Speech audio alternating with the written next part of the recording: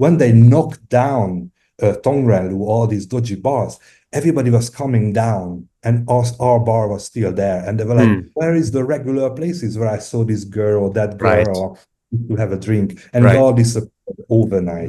Back then, in the beginning around 2006, Chinese people were very interested in the foreigner, very curious about the foreigners. If we want to understand the psychology of this, it's not that there is less interest now, but that there is more suspicion and fear. Not like in Shanghai, because Shanghai was really a crazy transformation, but definitely coming up. And I think even Southeast Asia is the place to be at the moment. I really love this question, because I know myself that if I had a couple of days in Shanghai, that would be the first thing to do. Hi, everybody. Today we are talking to Nicky Almasy, one of my dear friends from the old Shanghai Times. And I am going to take a quick look at his LinkedIn profile. He introduces himself as a photojournalist, videographer, video editor, and writer. But I don't think it even tells half of the story, because he has an amazing experience just, I think, walking the earth, as they say in Pulp Fiction, but also in all kinds of visual arts, writing, comic books, networking. He is the person probably with the most air miles that I know. A very intimate knower of expats in China and in Asia, and we are going to talk a little bit more about why. But this was a very fast and superficial introduction. So Nicky, why don't you introduce yourself the way you want people who watch the video to know you? Thanks, Gabor, and hi, everyone. Basically, you summed it up in a way, because every time people ask me, like, what do? I got confused, and I fall into this momentary silence, and it looks like I'm not doing anything, and I'm like, okay, what to say? Because okay, primarily I'm a photographer and videographer, but I also produce books, and I draw. I used to be a musician, and I create a lot of videos, films, and I believe in really in big projects. So this could sum it up. But I would say I'm a photojournalist in a way, because I'm looking for stories. I'm always on the lookout for stories. I live in Southeast Asia. The last 7 years was spent in Malaysia, 1 year in Bangkok before that, and 10 years in Shanghai. I'm always looking for good stories in Asia, and I used to work for an airline called AirAsia for 5 years. And before and after that, I'm a freelancer. Excellent. And then if you're watching this channel, then you know that my name is Gabor Holch, and I'm an intercultural leadership coach, consultant, author, speaker, who spent 20 years in China. And this is the time when we got to know each other. And now I'm alternating between Europe and Asia. So let's kick right into it. And one of the reasons why we are talking to each other here is that you know the same expat world that my recent book, Dragon Suit, is all about, but you know it in a completely different way. And then we are going to talk much less about my book and much more about yours, but I think chronologically we will get there eventually. So if somebody reads your book, which is a very touchingly honest and adventurous memoir, then where it starts is in the Shanghai bar scene in the early 2000s. So before we met each other, which was a couple of years later. And why it's fascinating to me, because the same dragon suits, and sometimes we literally talk about the same people, who I picture in my book as sleek, well-suited people discussing important business topics and making big deals and impressing each other. You knew them when they ditched the suit and the manners, and they went out to a jazz bar. So tell us a little bit about, if you imagine one of my characters about in my book about Western and even Asian expats in one of these office towers, closing the door, switching off the light, going off and arriving at one of those places that you co-managed and also photographed and chronicled. How do you think you know the typical China expat differently from somebody who mainly knows them from business? I think my exposure to this kind of world in China was totally different from yours. Same kind of people, but you put it really well that when they came down to these places that I used to work, I would call it like a little bit the underworld of Shanghai. They were wearing, yeah, indeed a different suit. But the people I was exposed to, how I would differentiate the expat crowd in Shanghai was that, for example, yes, you're right. I was running this bar around 2008, 2009 in downtown Shanghai, which was like a jazz club, jazz and blues, but we used to play a lot of rock music also. Kangaloo, or I can't remember exactly which bar it was. Tongren, but Tongren had one dodgy part and the other the posher part, and our place was blues room was on the posh side of that. Okay. Other part was like those typical dodgy places with the talking girls. They used to call them talking I girls. remember very well. The part that they cleaned up for the 2010 Shanghai Expo. Right. And especially that place because it was so thriving and so alive when I was working there. But they built the Shangri-La right there around 2009. So it had to go immediately. It was like a secret, China didn't want to show to anyone. So yeah, and in these bars, I was in a different world because while I would say the typical dragon suit has this, in my opinion, looking from my Shanghai perspective, has this kind of safety net, financial or visa-wise, they had this safe environment that they came out of, the typical expat. But the people I was dealing with, they were like, I would say, it's a bit degrading to say chancers because I was one of them. But in a way, there were a lot of chancers back then in Shanghai. We might have to explain this expression. Chancer, taking chances, All whatever right. comes. In a nice way, I would say adventurers or yeah. So I was one of them too, in a way. And these people, for example, these musicians, some of them were there not playing them legally. So anytime they could have dragged them off stage, because we never had the license and they never had the license. So it's what what I'm saying is that all this community that I was moving in lacked that safety that for example a typical dragon suit would have. I was kind of in between because the first time I came to China, to Shenzhen and Hong Kong, I came on business, actually. I was doing quality control for an electronic company. So I started out like that, and later my company basically left China, and we stayed there. So I became one of these people. So what I'm saying is, it's a very different environment, and yes, we saw a lot of, for example, this Tongren was surrounded by high-end hotels. So a lot of the dragon suits came down, at night, and I saw these people, and especially it was very, very sad because I could especially say this about this kind of business people that they, when they knocked down Tongren, all these dodgy bars, everybody was coming down, and our bar was still there, and they were like, "What happened? Where is where is the regular places where I saw this girl or that girl or to have a drink?" And it all disappeared overnight.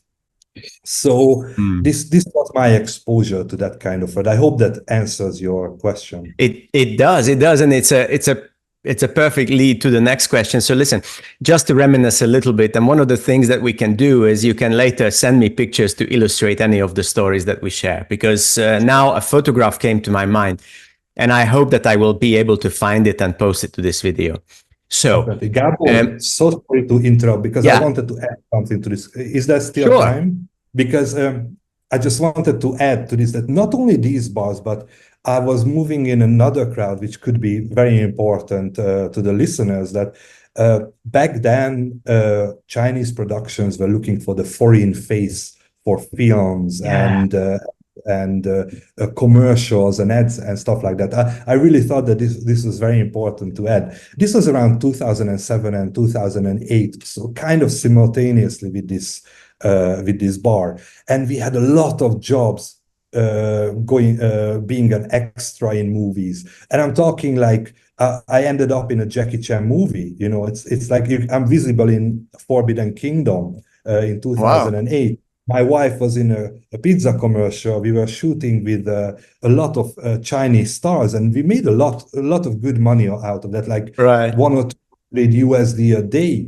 So that's what I wanted. That's why I wanted to add, because it's important, because not many foreigners were in Shanghai at the time. So the production company was looking for this foreign face. Mm. So we were all the time employed with this. So yeah, I just thought that I should have I definitely have a No, lot of photos. I definitely think it's important because first of all, I remember the time. I've never done it, to be honest, because I did other things, but I remember my friends being in this and that movie. And also, I think this is going to be a good link to another stratum of expat existence in China that we are going to talk about. But I would like to create something like a before and after curve. Because a lot changed over the years in China. So it's 2004, and I acquired my first executive coaching client, who was a high-level executive in a large German industrial company. And we did the coaching, and we met in his office building. And then after the coaching, which was already after office hours, he said, "Listen, I'm going out with a couple of friends. Do you want to join us?" So I said, "Why not?" And we went to the seedy part of Tongren, and a couple of things happened there. And this was well before the cleanup for the hotel and the expo. And this was 2004. So we went there, we go to this bar. You probably remember the names, but I don't. So if you enter the seedy part of Tongren Road, then one of the first bars on the left side, it was this live music bar. And then we went there and we listened to some Filipino cover band, and he knew some cross-dressing Southeast Asian entertainers who sat at our table, and it was such a contrast in comparison to where we went from. And then we went to the far end of the seedy part of Tongren Road, where there was a proper girly bar. There was one which is very difficult to imagine in China right now, on a high road right next to Jing'an Temple, with a pole. So there were these dancing girls on the pole, and I went there with him because he went with a couple of friends. And I met one of the people that I knew from the European Chamber of Commerce. She looked at me in a very awkward way. Neither of us wanted to be seen there. And she says, "What are you doing?" And I said, "I come with my client." And she says, "I am taking my client out." So we had a couple of drinks together this way. And then fast forward many years, and this was, I think, just before the pandemic, when you launched one of your books on the top of a bank building, and you knew everybody from M on the Bund and from all these big banking companies and the diplomatic community in Hungary. So how did we get from Shanghai expat scene, which was really more similar to Southeast Asia today, to this kind of fairly polished, and somebody could even say a little bit sterile reality of entertainment until you left China? And how did you experience this? Because I think as China changed and Shanghai changed, your career also escalated, which means I think you were in touch with more and more classy people, right? From bar photographer to a kind of videographer for musicians, and then from there, elite entertainment and all these venues. Your work on Hudetz, the architect who designed many of these iconic buildings, and that was already high society, as far as I understand. Frankly, if you ask me, I don't know how I ended up in that crowd, but I was always I was finding my way from the bar. There was another step, and I started to shoot for the Shanghai's biggest expat magazine, That's Shanghai. So that was already a big step ahead. This is what I started around 2010. And this because when I went to Shanghai, I was a completely different person, a completely different person arrives. I was interested in music. I was very much music focused. All I cared about is this and art. And in the end, for example, what's very important in Shanghai, that the architecture is amazing. So all this focus with the magazine, that I started to shoot, food, buildings, restaurants, everything for that magazine for about 4 years. It opened me up to a lot of that. So I didn't even notice, but I started to drift from that kind of world. For example, I had this band Monroe Star around 2010, and I had to break up that band. So it was already saying goodbye to that lifestyle. So I shifted and shifted, and around by 2012, my life and my focus changed completely. And of course, the people around me as well. I didn't have time to go to these to music bars anymore. I started to hang out with people from like architecture, and the Hungarian consulate was also very important step for me. They used to call me to shoot events and stuff like that. This is how I ended up shooting the Hooded book in the end. So a lot changed. I changed, Shanghai changed, and the people changed around me. And I think Shanghai made a huge how should I say it, like I wouldn't say leap forward, because it doesn't sound good, but an incredible transformation. What happened. I mean, just so you understand, and your listeners understand how China changed when I started. Back then, in the beginning, or around 2006, Chinese people were very interested in the foreigner, very curious about the foreigners. I don't know if it was in the same in your world, but they were very open to them, right? It was totally different. I mean, people wouldn't believe it, but back then, everything was so easy that the visas came to the house. I remember a visa agent coming to the house and saying, do you want 1 year or 2 year? And you gave them the passport, and it came back. There was this visa agent in Shanghai that everybody knew, called Magic Chan. Magic Chan, yes, yeah. It was amazing, because you wanted to go later on to Magic, and they said, oh, he's in prison for Serious? I didn't know that. Yeah, okay. I'm sure they had a reason. And then he was back in business. But anyway, what I felt from 2006 to later on, after I left, I really felt this around 2015, that so much changed. Chinese people were not interested in the foreigner anymore. If I could say this, I felt they were a little bit sometimes hostile. I mean, in my profession, I felt like I was shooting in the street with a crew, and car stopped, and they told me to get the hell out from here, foreigners, and stuff like this, which would never happen before. Right. So it was a huge change and a huge transformation for me. Yes. Yeah. I think if we want to understand the psychology of this, it's not that there is less interest now, but that there is more suspicion and fear. So I think the interest is still there, as far as I can see. I still spend a considerable amount of time in China, and mostly Shanghai. I think people are still interested and curious. It's a risk to be affiliated with foreigners too much. I would still like you to summarize in 2 or 3 minutes one of the things which I think literally put you at the top of Shanghai. Because anybody who spent time in China as an expat around the times that we have been discussing now, for example, has seen that Shanghai. You just picked it up at a bar or at a restaurant.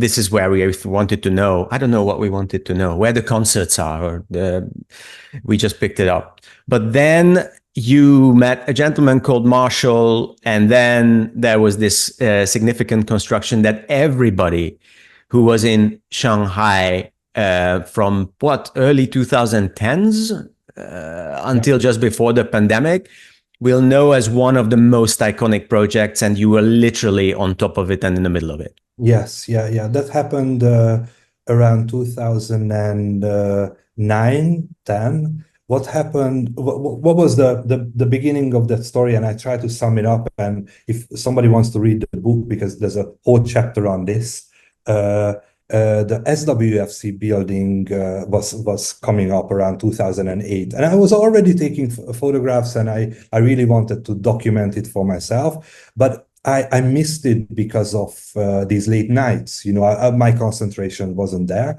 But after that, what happened that I saw the new building coming up, the Shanghai Tower. This was 2009, and it was all in magazines and stuff. It looked amazing. So I decided that this will be the second tallest building in the world. So I decided to document it for myself right from the beginning. It was very easy because it was like a hole in the ground. Nobody cared about it at the moment.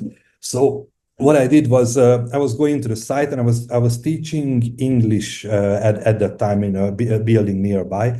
And from the 19th floor, I could literally see the construction, that hole in the ground. So every morning when I went to the class, I was taking my camera and taking photos of the site, and this is what I was doing for by myself. And one day my editor called me at that Shanghai magazine, and we were shooting something, and he said, "Turn around, because there's someone very important to take his portrait. So come to his office." So I turned around, and I found myself in the office of Marshall Strabala, the chief architect of the Shanghai Tower, who was with Gensler at the time, with the architecture firm. So I was, I'm never starstruck with anybody, but he was the mastermind behind my secret project that I never talked about to anybody. He was the chief architect. So, oh my God, I was like, okay. I took the photos, and after that, nothing happened. I didn't tell him this, but my editor had a dinner with him after that in Singapore, and he said, Nicky, who shot your portrait in Shanghai, he's documenting your tower by himself, and why don't you do something together? So Marshall invited me for dinner after that, and basically I became his personal photographer, and I worked with him for 5 years on the tower. So imagine, I was one of the only foreigners who could go into the site back then. And it was really, really special because I shot the whole tower, how it was built up, all the construction, from 2009 or 2010 until 2015. So that was really exceptional. And with Marshall, we became very good friends by the end. But there's more to this story, much more. So if you're curious, you can read it. Yeah, absolutely. I really encourage people to read the story in the book, especially photographing the building in a typhoon, things like this. We will flash in a couple of photos from your collection, but also just go ahead and read the book. And if you don't mind, let's glide on from China on the silvery wings of AirAsia, because you have been away from China and in Southeast Asia since when? I remember you hopped from a couple of places to another, Thailand, Vietnam, then now you are in KL for a while. So when was it that you left China for good? I left China in the beginning of 2016. So that closed down exactly 10 years, from 2006 until 2016. It was like a conscious decision, but so we moved to Bangkok. And this is when I started to take like freelance jobs from AirAsia, from the airline. It's very famous in Southeast Asia. And basically, I was shooting for the Travel 360 magazine, the in-flight magazine, and it happened as a like pretty much like the Shanghai Tower story. It unfolded. We were going on a holiday with my wife to Indonesia with AirAsia on a flight, and I just opened the magazine, the in-flight magazine. I loved it. I was like, oh my God, this is so beautiful. And these days magazines are going out, and the print media is definitely decreasing, and there's not many good magazines, but this was something amazing. Good content, big articles, everything. So when we landed in Indonesia, I just sent a quick email to the editor, and I said, look, I'm open for work. I'm just moving from Shanghai to Bangkok, and anytime. And I sent my portfolio. And about 2 hours later, the editor called me that, yes, I would love to work with you. How about the first uh, assignment? So this happened, and I started to do freelance for them from Thailand. I was doing mostly Thai-based stories, or Cambodia and all these places. And the time started when I could fly free anywhere, because I was working for the magazine. But when we moved to Malaysia, things got tighter with the magazine team, and I told them, listen, if we move to Malaysia, I really need a visa. And I basically, what I did, I offered them a package that I was already writing my own articles, lots of cover stories, so important ones. And I told them that I'm going to write, I'm going to take the magazine quality photos, and also I'm bringing in videography. So you get you get 3 person in 1 person. So you save a lot of money. And they accepted my offer, and I had to contact Tony Fernandez, the AirAsia's boss.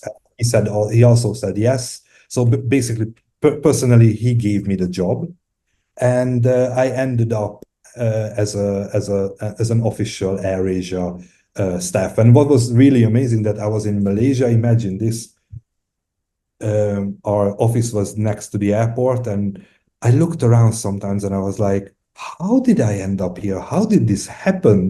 Like, working for That's AirAsia. I amazing. was on a flight a couple of years ago, Yeah. and now I'm in the office, uh, full-time stuff with them. And importantly, you took a great landing after leaving China, which not everybody does, because it's such a specific and such a protected environment. And around this time, I remember you already had worked for AirAsia for a while, but you hadn't been full-time yet, when you said something that I want to ask you about. I coached quite a few managers and executives through leaving China and going somewhere else in Asia, or leaving China and repatriating into their home countries. And they always told me what an anxiety it was when they found out that they would leave China soon, because it's an environment where everything seems to work for you and settle. And many of them said they didn't want to leave China, even if they themselves decided to move on. And then when they had left China and they had been outside for a year or two, then they said something that you said. I think you said first, and then I noticed that this is important. It's like, you said it's like waking from a dream. And specifics that I heard from a lot of people who had left China are little things, but important things. Like, for example, you go to another place in Asia and you're not the Laowai, the foreigner who steps into a lift and the kid says to mom, hey, mom, look, foreigner. Yeah? Obviously, in KL or even in Tokyo, it wouldn't be that way. People waking up to the reality that internet can just work without all the, the hacking software that you have to use in China, and even then, waking up to the reality that you can be much more exposed on the people-to-people level to the rest of the world than you're in China. So not just from your own experience, but obviously knowing a lot of people who used to live in China and now they live in Southeast Asia. How do you experience this now? Well, it was very difficult to leave China, I must say. After 10 years, it had this... it had a certain safety around us. We were living in a way, that as well. We were living in a bubble, and just a personal thing here, that I really wanted to try my photography, whether it was only working within this bubble or it can work outside. But that was a personal experiment. Right. But it was very, very difficult, very big risk, because China was comfortable. It was a very comfortable environment. There was always good financial. I really find China financially very beneficial. So it was a huge risk and a huge step. But and I still miss it. If this answers your question, and not that I miss it, it's not the right word, but I get very nostalgic about it. Just the other day, I was going through some Shanghai files, and I'm like, oh my God, this was really special 10 years. So it leaves a big mark on you. And what happens that I would say this is very important as somebody who left Shanghai, especially Shanghai, not only China, but Shanghai, that people who were in Shanghai belong to a family in a way. So everywhere you go, you will always take this family with you. And for example, when you go on Facebook and there's this Facebook group like leaving Shanghai or Shanghai expats or I can't remember what is, but you wouldn't find anything like that. People who originally lived in New York, they don't have this bond or a bigger cities, but these Shanghai people have this. Just the other day, actually last week, I met a family who moved from Shanghai to Penang, where I usually work, and I haven't seen the guy and I didn't know him that well in Shanghai, but oh my God, the bond between us, it was incredible. Just this, we could talk for hours without knowing each other that well, because Shanghai was a very, as I said, it's like belonging to a family. So I think that's very important when leaving China. And I think probably one of the bonds of this group is that a lot of people left in a way that was not entirely voluntary, if you see what I mean. Job ran out and they couldn't find anything else. Anything, COVID, financial crisis. I remember 2008-9, a lot of foreigners left, which means that these people are all over the world. So an amazing proportion of my China network is now everywhere else. Out of all the people that I interviewed for Dragon Suit, only 2 of them remain in China. I am absolutely sure that anybody as a name or a character with or without their true identity pops up in Recycling Reality, your book. I think the majority of them are definitely not in China. I sometimes think of the lizard man, if he's still there, and so on. But what I would like to ask you now is, so a lot of people moved on to these digital nomad hubs like the Emirates and Portugal and so on. Some of them moved back to their country of origin, but most of them moved to another place in Asia. So where is the trend going when it comes to expats who are looking for great opportunities, both as such an expat yourself and as the chronicler of these kind of expats? What do you hear about China? What do you hear about maybe rising stars like India, different places in Southeast Asia? Where do the cool people go? Where do the cool people go?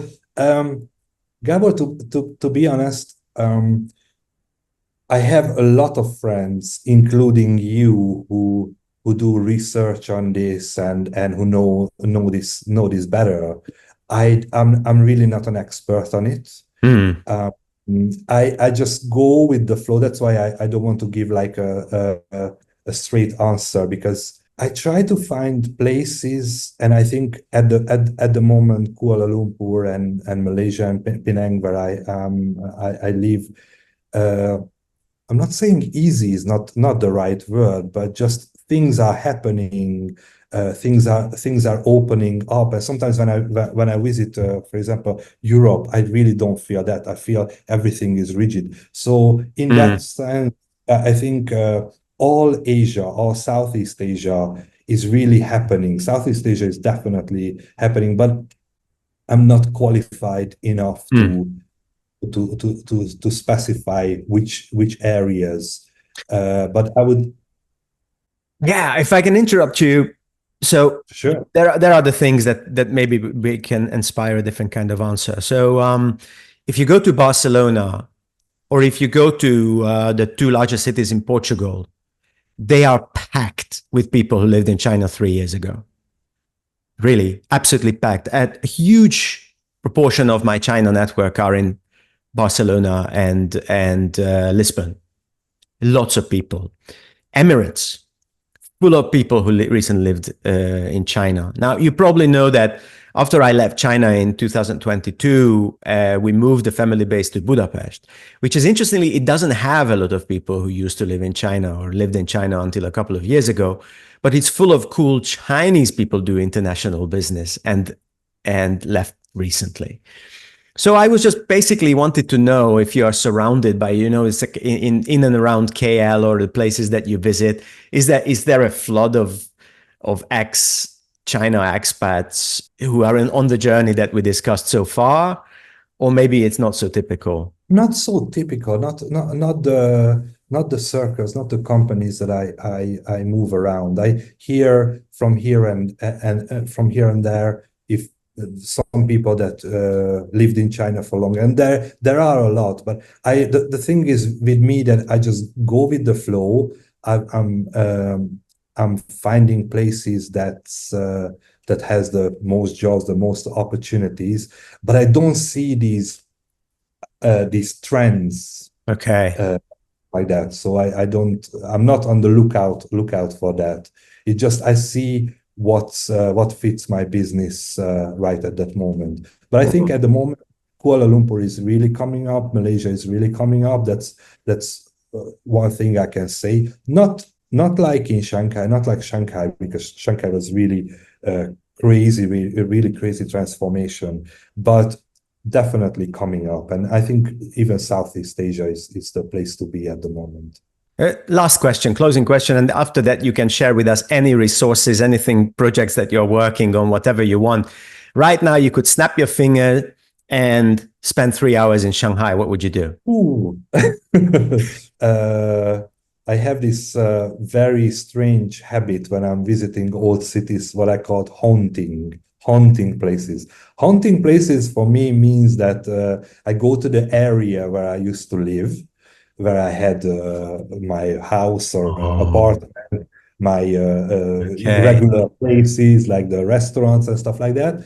And I haunt it because I go through all that. So I spend like a half day there, go to my favorite restaurant, see what has changed, see if the waiter notices me, that they haven't seen. It's like a reenactment of your own life. Totally, for a few hours, and I really love this question because I know myself that if I had a couple of days in Shanghai, that would be the first thing to do. Right. To go to where I used to live and haunt these places, Cool. Listen, people are watching you. You're watching my channel, so sometimes hundreds of people watch you. Is there anything else that you think it's important for them to know? So one thing is if you know Nicky's full name and you go online, you find a absolute treasure box of amazing visual resources from YouTube videos shot all over the world during the AirAsia time and afterwards, and award-winning photos. The most famous is the three brothers with the three skyscrapers in Lujiazui. Anything else that you would like to just shout out before we finish this chat? I'm concentrating on books at the moment, as usual. My new book is coming out that I did with Georgetown Heritage Hotels. We just finished the project after one year. It concentrates on Peranakan heritage, straight Chinese heritage. It's a beautiful book. Really, I can really recommend it. It's called the Chris On Collection because I shot his collection. But the next one that's really, so I did this with like a collaboration. But the next one is I'm shooting Art Deco in Singapore and Malaysia because there's a lot of Art Deco buildings here. So I already shot the book actually, but I'm working on the text and I do a lot of research and stuff like that. So 2025 is about Art Deco. Perfect, Nicky. Great to catch up. And then after I stop the recording, we will catch up a little bit more. But I would like to wave goodbye to everybody who's watching the YouTube. So definitely check out Recycling Reality, and also not only the book itself, but there is a booklet that accompanies it, which is a kind of a backstage, more visual edition. And anything that Nicky does, really, I mean, you will be taken aback by the visual beauty of everywhere he goes. Thank you very much for chatting with me. And then, yeah, let's continue offline. Thank you so much.